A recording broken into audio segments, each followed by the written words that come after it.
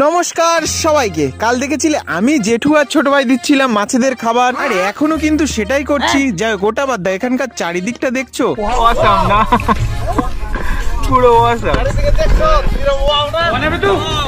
আর এখান থেকে জেঠু আর ভাই আমাকে একলা ফেলে চলে গেছিল, আর আমিও রবি ঠাকুরের কথা মেনে একলা চলতে শুরু করলাম। আর আমার খাবার দেওয়া শেষ হতে না হতেই দেখি ছোট ভাই আমাকে পিক আপ করতে এসছে। ঘাটের মোড়া তাহলে এভাবেই মজা করতে করতে আস্তে আস্তে সন্ধ্যা নেমে এসেছিল। আর সন্ধ্যায় নৌকা চালাতে গিয়ে আমি নৌকা চালানো বাসটাই হারিয়ে ফেলেছি। খুঁজতে গিয়ে তো পুরো ভিজে